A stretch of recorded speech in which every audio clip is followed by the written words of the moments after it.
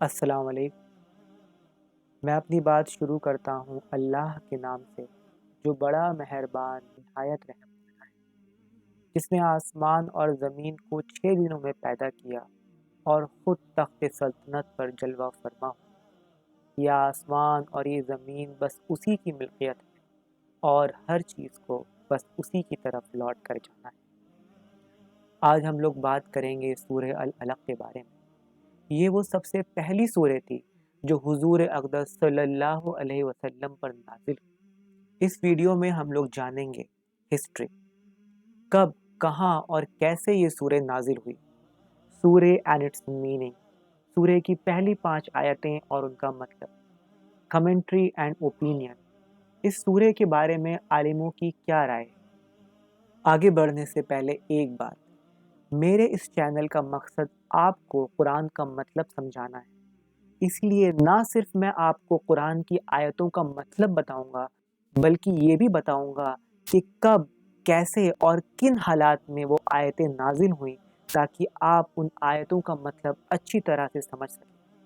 اگر آپ قرآن کو سمجھنا چاہتے ہیں تو میرے اس چینل کو لائک اور سبسکرائب کر دیجئے اور اسے زیادہ سے زیادہ شیئر کریے تاکہ ہر کوئی قرآن کا مطلب سمجھ سکے۔ اللہ اپنے کلام کے پھیلانے والوں سے بڑی محبت کرتے ہیں اور ایسے لوگوں کے لیے بہت بڑا بدلہ تیار ہے۔ ہسٹری، یہ آیتیں عرب کے ایک شہر مکہ کے پاس موجود ایک غار جسے غار ہرا کہتے ہیں وہاں نازل ہوئی۔ یہ غار جبل النور نام کے ایک پہاڑ پر موجود ہے۔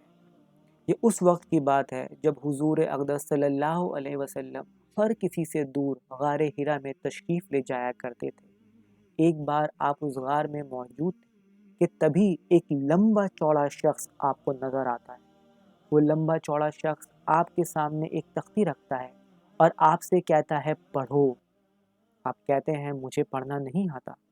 وہ شخص آپ کو پکڑتا ہے اور پکڑ کے دبوچ دیتا ہے اور پھر کہتا ہے پڑھو۔ اللہ کے رسول کہتے ہیں مگر مجھے پڑھنا نہیں آتا۔ وہ پھر اللہ کے رسول کو پکڑتا ہے اور پکڑ کے دبوچ دیتا ہے اور پھر کہتا ہے پڑھو، پڑھو اس خدا کا نام لے کر جس نے انسان کو پیدا کیا ایک خون کے لوتھڑے سے۔ اور اس وقت اللہ کے رسول پر یہ 5 آیتیں نازل ہوتی ہیں۔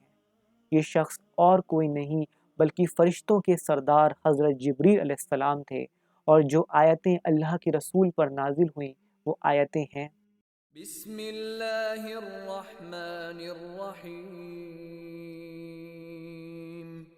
اقرأ باسم ربک الذی خلق، خلق الانسان من علق، اقرأ وربک الاکرم، الذی علم بالقلم، علم الانسان ما لم يعلم۔ شروع کرتا ہوں خدا کے نام سے جو بڑا مہربان نہایت رحم والا ہے۔ پڑھو، پڑھو خدا کے نام سے جس نے پیدا کیا، جس نے پیدا کیا انسان کو ایک خون کے لوتھڑے سے۔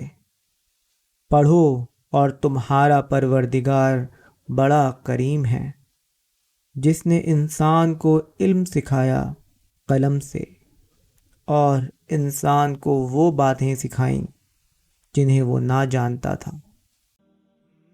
اوپینین، ان آیتوں میں کچھ خاص باتیں ہیں، آئیے جانتے ہیں۔ دوسری آیت میں علق کا ذکر ہے۔ اس کا مطلب ہوتا ہے خون کا لوتھڑا یا پھر کوئی چپکنے والا پدارتھ۔ یہ انسان کی پیدائش کی سب سے پہلی حالت ہے جب وہ ایک بوند کی طرح ہوتا ہے جو ماں کی کوکھ سے جا کر چپک جاتا ہے۔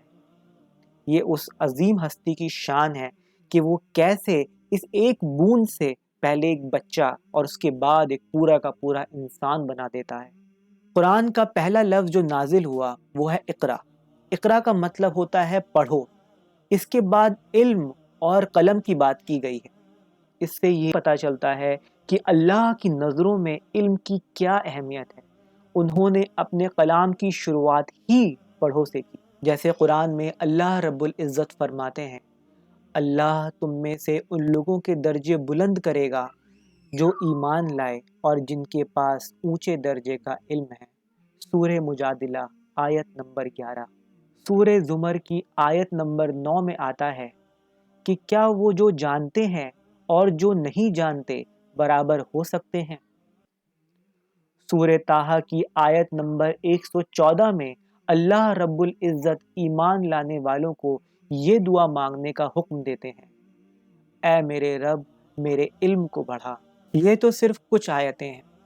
قرآن کے اندر علم حاصل کرنے کی اہمیت کو بار بار اور ہر جگہ بتایا گیا ہے۔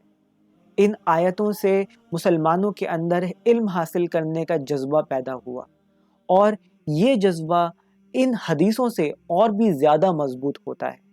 یہ حدیثیں ہیں، اللہ کے پیغمبر صلی اللہ علیہ وسلم نے فرمایا، علم حاصل کرنا ہر مسلمان پر فرض ہے۔ الترمذی 74ویں حدیث۔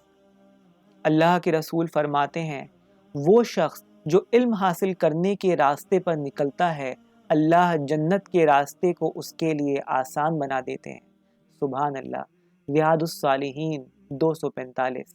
اللہ کے رسول صلی اللہ علیہ وسلم نے یہ بھی بتایا کہ علم صرف سیکھنے تک ہی محدود نہیں رکھنا چاہیے، بلکہ اس کا استعمال لوگوں کی بھلائی کے لیے کیا جانا چاہیے۔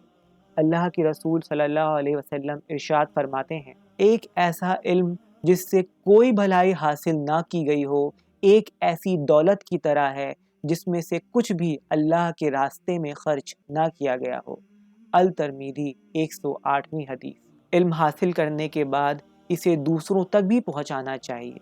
رسول صلی اللہ علیہ وسلم نے فرمایا، خدا، اس کے فرشتے اور وہ سب جو آسمانوں اور زمین میں ہیں، یہاں تک کہ زمین میں رہنے والی چیٹی اور پانی میں رہنے والی مچھلیاں، ہر کوئی سلامتی بھیجتا ہے اس شخص پر جو دوسروں کو بہتری والے علم کی تعلیم دیتا ہے۔ الترمذی 74ویں حدیث۔ سبحان اللہ۔ اس بات سے ہم لوگ انجان ہیں، مگر مسلمانوں پر ایک ایسا زمانہ بھی گزرا ہے جب وہ علم حاصل کرنے کو اللہ کا حکم سمجھتے تھے، خود پر فرض سمجھتے تھے۔ اسلام کے سنہرے یگ کی کچھ دلچسپ باتیں میں آپ کو بتانا چاہتا ہوں۔ عباسی خلیفہ ہارون الرشید نے 8ویں شتابدی میں ہاؤس آف وزڈم کا ادگھاٹن کیا۔ بغداد اس وقت دنیا کا سب سے بڑا شہر تھا۔ اس وقت دنیا کے سارے بڑے بڑے عالم بغداد میں جمع ہوئے۔ ان سارے عالموں کا صرف ایک مقصد تھا، اس دنیا کے سارے علم کو ڈھونڈنا، جمع کرنا اور پھر اس سارے علم کا انواد عربی میں کرنا، چاہے وہ پراچین گریس سے آئے سقراط اور ارسطو کے وچار ہوں یا پھر بھارت سے آئے وید اور گیتا، سب کا انواد عربی میں کیا گیا۔ آج جو یونیورسٹیز ہم دیکھتے ہیں جہاں ڈگری ملتی ہے، اس کی شروعات بھی عباسی خلیفاؤں نے کی۔ اس وقت اسے اجازہ کہا جاتا تھا۔ یہ بہت حد تک آج کی پی ایچ ڈی ڈگری کی طرح ہی تھی۔ القروین کی یونیورسٹی سن 859 عیسوی میں استھاپت ہوئی، آج سے 1150 سال پہلے۔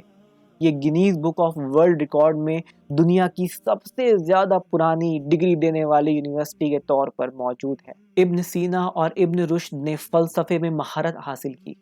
ان کے وچاروں نے نہ صرف مسلم جگت بلکہ عیسائی جگت پر بھی کئی صدیوں تک اپنا دبدبہ قائم رکھا۔ محمد ابن بوسا الخوارزمی کو آپ جانتے ہیں، یہ مہان گڑیتজ্ঞ الجبرا کے پتا کہے جاتے ہیں۔ وہیں ابن الہیثم دنیا کے پہلے سچے سائنٹسٹ کہے جاتے ہیں۔ الزہراوی کو سرجری کا پتا کہا جاتا ہے۔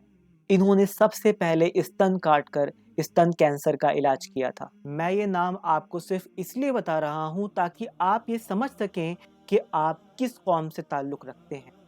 اس قوم نے اپنے علم کی روشنی سے ساری دنیا کو چکا چوند کر ڈالا تھا۔ اس کے الٹ آج ہم مسلمان دولت، جھوٹی شان اور دکھاوے کو علم پر ترجیح دیتے ہیں۔